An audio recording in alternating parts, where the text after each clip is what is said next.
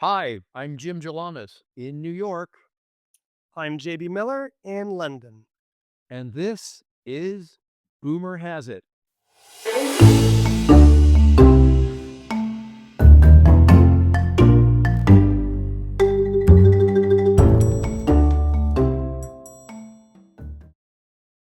Today's topic is patriotism.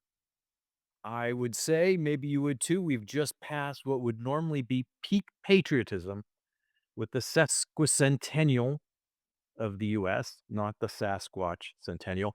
That's 250 years of Uncle Sam, Yankee Doodle Dandy, and the Stars and Stripes. But this year, a lot of people on the left have questioned the very idea of patriotism, arguing that it, along with the flag, represents the worst of our country, namely Trump and MAGA. But if Trump and MAGA have indeed stolen the flag from us, is it time to steal it back? Why can't Democrats be patriotic and fly the stars and stripes or even wear them? Do you have any thoughts on this, Mr. Miller? I do. I do have some thoughts on this. And, just the recent, let's see if I can pronounce this correctly, sesquicentennial has brought it, into some relief. Um, I think patriotism for some people has always seemed a bit suspect. Samuel Johnson famously called it the last refuge of a scoundrel. And the Stars and Stripes has been trotted out during times of war, used to whip up, support. But I think a lot of what we think of as our patriotic iconography, it's the Stars and Stripes has been our flag since the beginning, although it's changed with it, increasing number of states, etc. But the iconography, I think, of Yankee Doodle Dandy and Uncle Sam was developed, according to my research, just after the Civil War to try to bring the nation back together, have a sense of unity. So in that sense, it always had a kind of there's a reason behind it. Um, not quite, not quite about nationalism, but certainly about a sense of unity. Um, Well, it's interesting because we're talking about patriotism now, but there's another kind of a strange word that describes a certain kind of patriotism, and it goes back to the British Empire, and that's the word jingoism, which is jingo, doesn't sound very English to me, and just for the sake of level setting with our audience, jingoism is a kind of a harsh form of patriotism that involves coercion, discrimination, harsh judgment against anyone who's not perceived to be appropriately patriotic. It goes back, according to my research, uh, to the Russian-Turkish War. There was pressure for the English fleet to get involved, and there was a song that used the phrase "By Jingo, we all have right. we have the manpower and we have the funds." Hence the word jingoism, which I think would be unfair to say is what we experience in the United States right now. Yeah, I mean, I've always associated jingoism with sort of war enthusiasm, and we have experienced that back in. We can talk about this further, but the Iraq War, there was a lot of jingoism. There hasn't been jingoism around the Iran war because hardly anyone supports it. But getting back to the idea of jingoism and patriotism, I mean, I haven't. Yeah, I guess some people would do define patriotism in the ways maybe some other people would define jingoism. Is that what you're talking? It's interesting you bring up the Iraq War because children gather around. There was a cataclysmic attack on the United States called 9/11 once, and I remember you and I were on the phone. And it was around the time that our president and his staff, in the West Wing were trotting out the American flag Yeah. kind of aggressively, and it felt uncomfortable for some of us.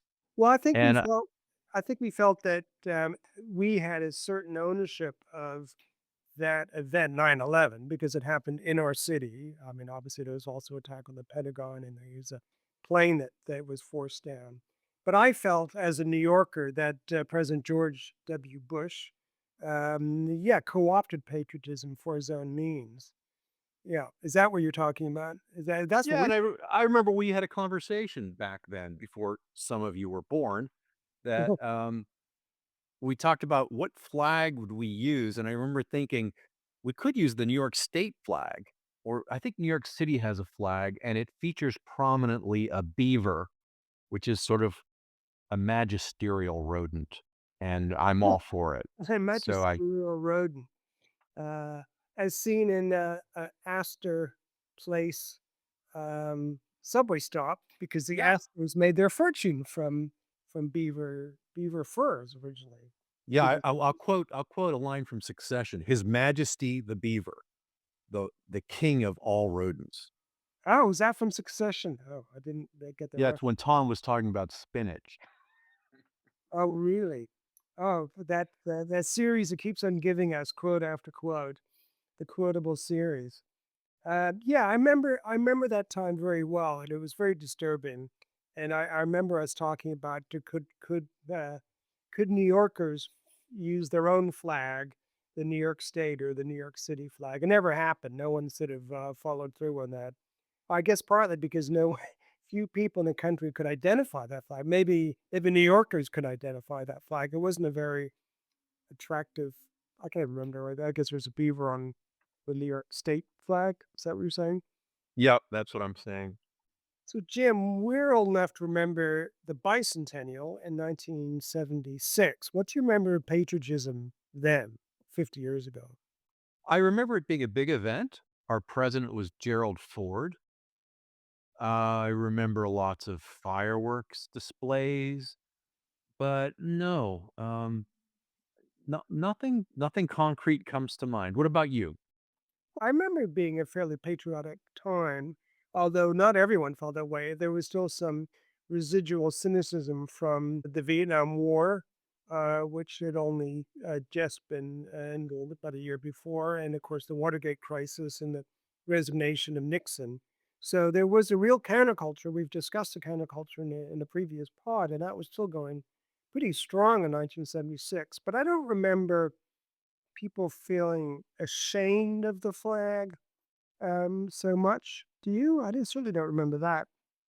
I think by that time, 1976, the war had been over for about what?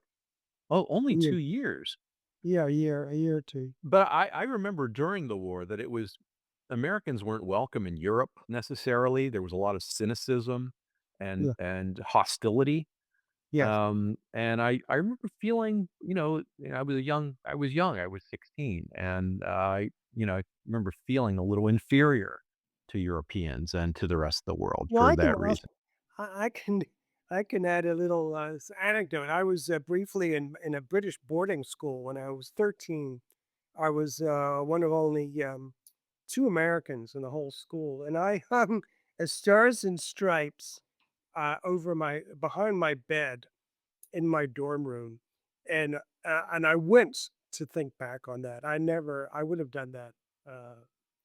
I'm surprised I did that, but I was obviously proud enough to be American that I wanted everyone to know about it, and I think it labeled me in a way. I don't think America was necessarily looked down upon or vilified. This was in 1973. Um, but I think of I mean, the major cultural aspect of, those days was music, and I think most of the music we were listening to was British. I can't think of what, American music people were listening to then. So I didn't even have music on my side. So you were Um saying you're basically admitting you were a young jingoist in at a British boarding school. I had a little Stars and Stripes flag, and I think I've kept it. I have it now in my flat or on my desk, just maybe to remind myself or remind my children that they're half American. And I'm not ashamed to be American at all. and much I would like to get British citizenship, but I'd never give up my American citizenship. Well, good for So you. I think I've Uh, always felt patriotic. Let's put it that way. you know, I was in Europe recently in Spain, and I spoke to 3 Spaniards when they found out I was from New York. They ventured to say and express their admiration for our mayor, Zoran Mamdani. So he's a global figure, Oh, and 2 of really? those 3 went out of their way to say they didn't like our government. So we're, we it's a reminder that we're on the world stage, as we were in other, other important times in the US, but, Yes. Well, I mean I'm patriotic because I can separate the flag from the government. To me, the flag represents the country, not the president, not Congress. It represents the country, so it represents all of us. And there people have labeled the flag as a symbol of racism, homophobia, capitalism. I think that's true. But I think the flag represents all of that. I think it represents the country, warts and all. It represents the entire history, 250 years of an ongoing project, which is imperfect, but is worth continuing with. And the Constitution does give its citizens far more freedoms than they'd have in most other countries in the world. There's no constitution here in the UK. You don't have a First Amendment here in the UK. You don't have freedom.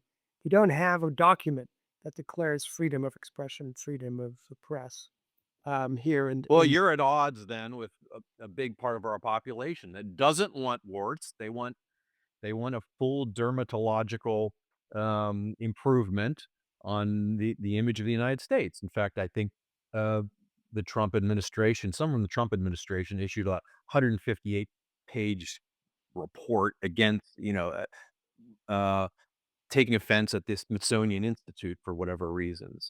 So that's part of the culture war we've been talking about. Can we talk earnestly and honestly about the United States with, warts and all? I don't know. Now, you made an interesting point that one of our one of our, um, early dissidents, Abby Hoffman, showed up to the House Un-American Activities Commission, at a hearing, which I didn't even know was still in existence in the '60s, yeah, I and there was didn't know. something about him, the way he was dressed. Yes, and it was in 1968 at the height of his infamy and his fame, and he showed up at a HUAC House American Activities Committee meeting, hearing, wearing a Stars and Stripes shirt. There are a lot of photographs you can find of this online. And he was arrested, or he was cited. He was arrested for, I think, defacing the flag or something. The case was thrown out 2 years later. These things take forever because of freedom of expression, but also because the shirt hadn't been sewn from a cut up flag. That was I think one of the reasons the case was thrown out. Um, and yeah, I thought that was a great moment because he was essentially saying, the flag represented him as well.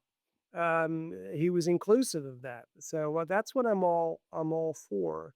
Um, and you cited the Smithsonian that's been the Trump and his minions, MAGA minions, are trying to censor a huge aspect of American history.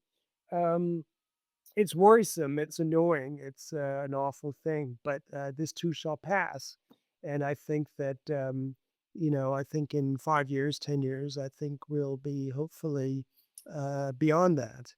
Um, there was, as far as the flag in clothes, there was a really interesting article you may have seen in the Washington Post about a designer called Kimberley Gordon, whose company Selkie recently came out with a line of women's clothes with a Stars and Stripes theme, and she's left of center, very much left of center. and she got huge pushback for this from people on the left. Um, and there was all these comments on the article that were, really anti what she was doing, and and that was when people were, felt that the flag was some people, or one person at least, they said that flag was a symbol of racism, homophobia, and capitalism. Um, so I thought that was interesting. So what you're talking about what you're talking about is, a little bit different. It's an attack from the left on someone left of center, for using the flag, and what what's your take on that? Well, that's giving up the symbol of the flag. That's declaring defeat in these this war of patriotism. It shouldn't be a war. It shouldn't be, that's people on the left just allowing the right to co-opt the symbols of patriotism. It's declaring defeat, and I find that frustrating, to be honest. Now, I looked at Selkie, the website, Yeah, the designer Kimberley Gordon's creation. They're they're kind of it's called an inclusive brand, which means anyone can wear it. It's not like Chanel where you have to be 5 feet tall and 105 pounds. Any body type can be in a Selkie creation. The clothes are flouncy. They're multi-layered with lace. And I saw the flag inspired creations, and they were interesting. It looked like, fatigued fabric, almost like Betsy Ross's flag that had been flying over Fort Sumter and yeah. decided to It repurpose it. was it was criticized by some people as being, sort of antebellum, pre-Civil War. Um, I don't think that's fair. I mean, I think it would cover that entire period, both Civil War and post-Civil War. That was it mimics maybe fashion of that era. But I think that's purposefully trying to put it into sort of racial, terms, which she wasn't intending at all. Um, Well, it's interesting because this other point you've made is that is the flag a symbol of oppression? And can we really, is it unreasonable for someone who's oppressed to feel that way? uh, well, I I'll get in trouble for saying, "Yes, I think it is unreasonable." But I mean, that's just assuming that's just putting a label, a definition, an interpretation on something that's that's that's politicizing the flag, which is exactly what I would want to get away from, right? I want to rehistoricize the flag, and I believe enough in America to um, believe, and this is totally contrary to what what Trump has lately been trying to do with the Smithsonian Museum, which is confront our history, confront our past, and let the flag represent this. It's a project. America is a project. It's not perfect. It's not finished. We've had what? How many amendments to the Constitution? What now? 20? I should know this. 22. It's something like that. 28. 25, no? Okay. Isn't the 25th is the one everyone's clamoring for? So that's to me that suggests it's a good constitution that's constantly going, undergoing improvement. Uh, It's still that's under a oh, construction. that's what a friend of mine has once said. It's a living document, It's a unlike living unlike document. the Bible, right? We don't rewrite Yes, the a living Bible. document. We don't have that here in the UK. And by the way, the UK has had issues with the flag representation itself. Luckily, not with the Union Jack, which is a big part of popular culture here. Um, there was a famous photograph of Pete Townsend wearing a Union Jack a jacket when he's performing with the Who, and then in the 1990s, the Spice Girls. use the Union Jack, but the flag of England, which is um, has been seen a lot lately because of England in the World Cup. You see that flag, but that has been that that's just a symbol of the England too. But here politically, the England flag has been co-opted by the right wing. It has a St. George's cross. Just more to get more specific about the English flag, we call it the Union Jack, you call it the Union Jack, like we refer to our flag as Old Glory. It's actually, I think you pointed out, it has a biblical reference, St. Charles Cross. Is that right? The England flag is the St. George's cross. St. It, George's Cross. it's a white it's a red cross on a white background. That's the So what England. is the Union Jack? Why do you have 2 flags? The Can you just Union run the out? Union Jack is the flag for Britain, so it represents the four nations in I see. Northern And Ireland, Scotland, Wales, and England. and what about the Jolly Roger? What does that one represent? But the And do you the still use pirate that one? the pirate flag. A pirate flag. I have to say, I haven't seen that so much lately. But it is the St. George's Cross has been politicized. I think even more than the Stars and Stripes has in the states, because I think there are people on the left who wouldn't touch the St. George. You would not. Members of the Labour Party would not hang a St. George's Cross England flag outside their house. In a way, I think there are Democrats who are still flying the Stars and Stripes. Is that fair? And then there's the flag in distress, the upside down flag, which both sides in the US have claimed, including a Supreme Court justice, Wow, no, Alito. at his second home. And Yes, I've, was they what? it's so it's a sort of an interesting mirror image of our emotional states is that, you know, the the regime in power thinks that the country's in crisis, and meanwhile, those of us not in MAGA think that the country's in crisis too. So there's some sorting that needs to happen. Well, Jim, can I ask you, would you fly the American flag? Would you fly it outside your flat? I, Think you know about what?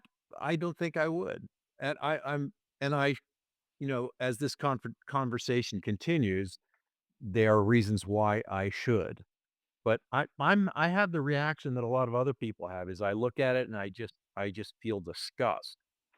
it's And I sad. How realize come that's real? it's sad. Well, you know what? You're a hypocrite because you felt disgust too around our 9/11 conversation, where I would disgust is a strong word, but we both felt uncomfortable because there was a cry to march into Iraq, and the flag was a pretty important part of that discussion. It was a symbolic, graphic representation of that discussion after 9/11.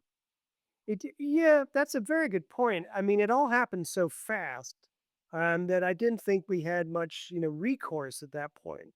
I think with time, maybe we have more recourse, and maybe that's what Kimberley Gordon was trying to do, trying to um, take the flag back for the left. I don't think we should concede that ground. But after 9/11, it was such a sudden event. You can remember that period. It all happened so fast, and we weren't prepared for. So I think that I felt the loss of the Stars and Stripes on, in sort of real time. Now I feel it's slightly differently about it, and I think maybe time is more on our side. Maybe also because Trump's numbers are going down, his popularity is sinking. People are beginning to recognize people who formerly thought MAGA was a good thing or Trump is a good thing are reconsidering. Maybe now is the time to take the flag back. Is it a is it a time related issue, perhaps? Maybe it is a time-related issue. I will say this, if I watch footage of protests in Minneapolis, in New Jersey, in front of Delaney Hall, I always see a protester with an American flag. So good on them. Good on And them. it Yeah. and it and it's in proper context too, I would say. So you say that's a different context from you flying the flag outside your apartment. or hosting people for a barbecue on July 4th. Would I have a, flag on a pole? And, the context is a little ambiguous. But if you're protesting ICE or the rule of law, or the declining rule of law in this country, and you've got a flag there, that's a pretty strong context, I'd say. So it's just contextual. That's an interesting answer because I think the flag is the flag. We should be able to fly it whenever we want. I totally agree with you that holding up the flag or wearing the flag at a anti-ICE rally is a potent political symbol, but it shouldn't be. The flag shouldn't be reserved for the left just under those circumstances. You should be able to fly the flag whenever you want. Anyway, Yep. that's what I feel. Well, it's interesting because you've pointed out a documentary, and on the heels of Pride Month, it's timely, although the documentary was released last July, I didn't put it 2025. out. We mentioned to our listeners and viewers what the documentary is. It's better if I read something to you. So it's a documentary produced by the jewelry designer Alexis Bitar and a producer named Bruce Cohen, who has a number of Hollywood feature films in his portfolio. It features 50 LGBTQ luminaries. It's a very hard-hitting opener. We see public and non-public figures contemplating handheld flags, the kind you might get at a July 4th party. They're expressing ambivalence. Some of them are teary-eyed. And the narration says, "We sat down with some of our leaders of the LGBTQ plus community to hear their thoughts." So you see these mixed emotions, silence, faces we recognize, faces we don't recognize, having strong emotions. And then the narration, the title card comes up and it says, "Reclaim the flag." I found that very hard hitting. Hard hitting in what way? In the hard hitting, in that one of the first one of the first subjects of the documentary, right? It's a linear presentation of public, non-public figures talking about their reaction to the flag. And here's one of them. When you walk past a house that has an American flag staked in the yard, your immediate thought as a queer person is, "I am not welcome here." That it's a sign of bigotry and it's a sign of fear. I mean, if some people might respond to that saying, where would they feel more welcome than in a lot of places in America? You would feel more welcome? No, where in the world would those people feel more welcome than in certain cities in America? I think. I mean, There is an LGBTQ plus flag, and there are places where people in the LGBTQ plus community are more welcoming than others, and I would say in cities, generally, yeah. you'd Yeah. feel safer. Same here in London is a much more gay friendly, LGBTQ plus friendly environment than maybe some other parts of the country in the country. Same in the US. Well, the video is 30 minutes long, and I highly recommend it. In fact, maybe that's my head quake, is you had mentioned it, and I actually took the time to watch 30 minutes of it. It's really moving. There are, like I said, names you recognize, names you don't. Karine Jean-Pierre, the former, spokesperson for the Biden administration, Jonathan Capehart, the journalist, Jim Parsons, the actor, George Takei shows up who's seated. that? Who's George Takei? Why, he was just Sulu from Star Trek, Oh, right, my of course. science fiction ignoring friend. Yeah, Uh, I thought that's who he was. I just wasn't sure. and here's another one, John Cameron Mitchell. You know that actor? Oh He was yes, of course he did that musical. What was that? Hedwig and the Angry Inch, and Hedwig. you see him in, he's a Yeah. great actor. His father was the military commander of West Berlin Oh, I before the didn't know wall that. came down.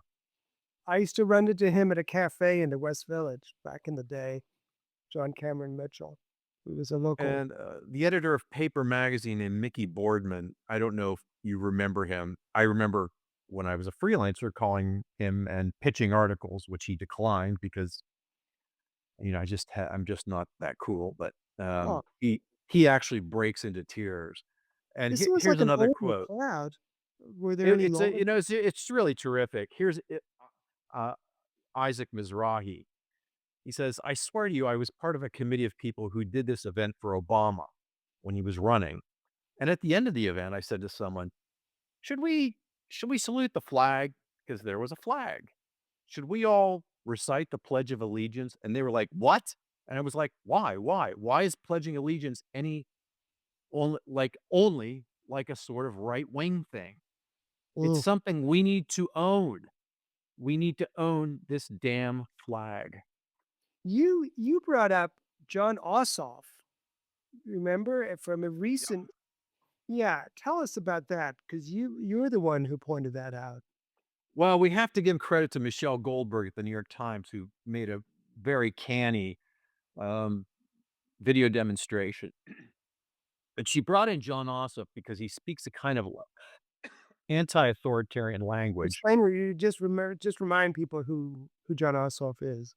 He's a senator from Georgia, a state that is, you know, pretty red except for around Atlanta. Yeah. It won Trump hearts, MAGA minds, Ossoff and is a Democrat. he happens to be a Democrat, and he opens his speeches by saying, "Who here is attending because they love our country?" And then he goes on to say, just basically to call it, an unblemished accusations. Sorry, accusation is not the right word. Observations about the party in power. They're He crooks. calls doesn't he The call them mar the patriots? He said, "Are there patriots here today?" Are there patriots here? And the Yeah, crowd cheers, and it's yeah, electrifying.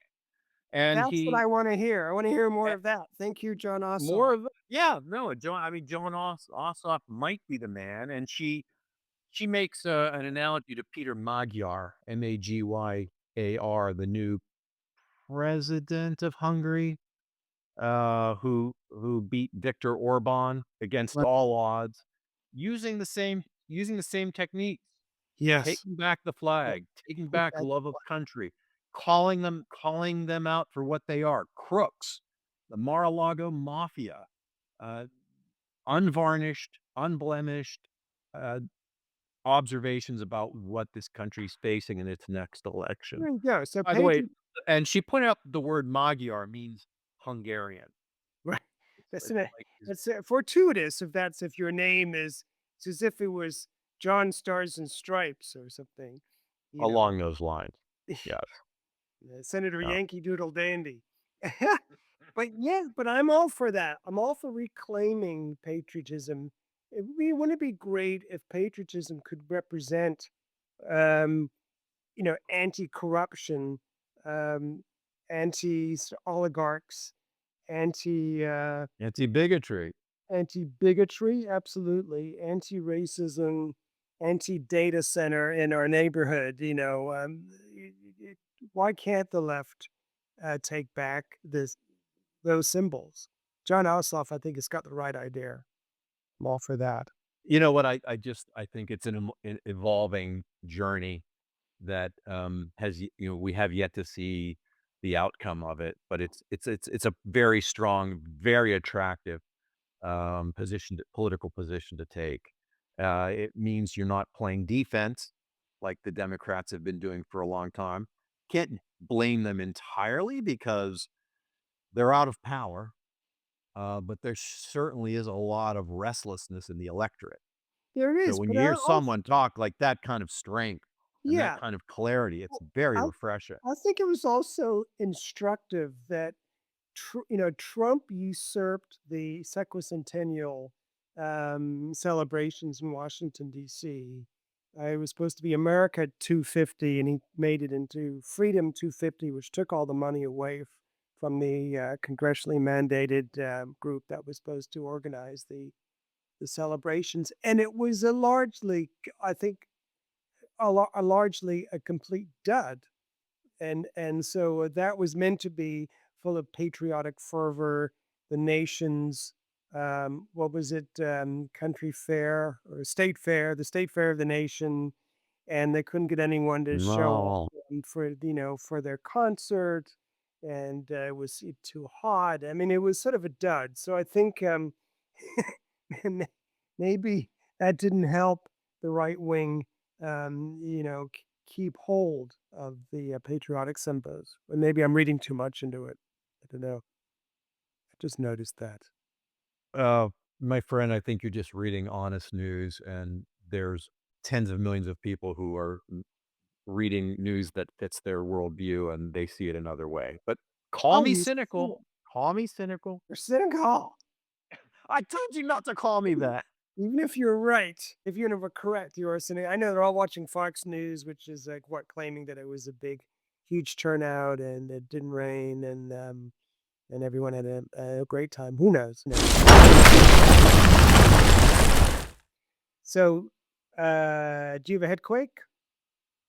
My headquake is that film, Take Back the Wait, Reclaim the Flag by Alexis Bitar and Bruce W- Cohen. It's available on YouTube. It's worth watching. Worth checking out. Absolutely. So, my headquake is I have a friend here in London called Michael, who's almost 83, and he doesn't have a television or a laptop.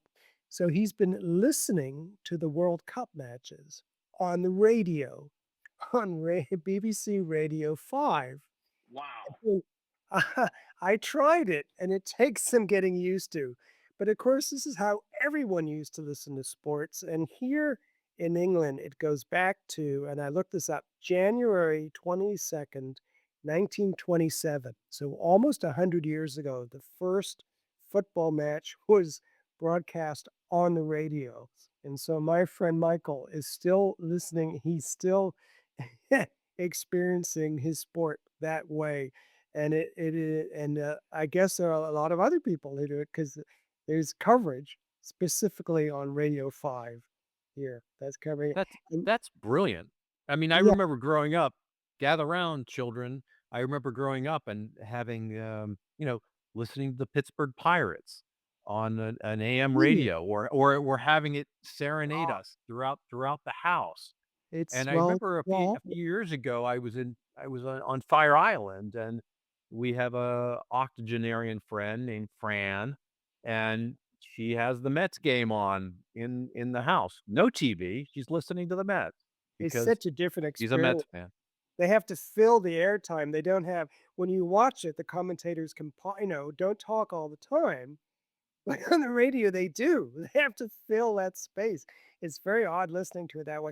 By the way, but that same friend of mine, Michael, was happened to be on Savile Row, just off Regent Street in the West End on January 30th, 1969, when he heard some music playing from a nearby rooftop. No. No. Yes.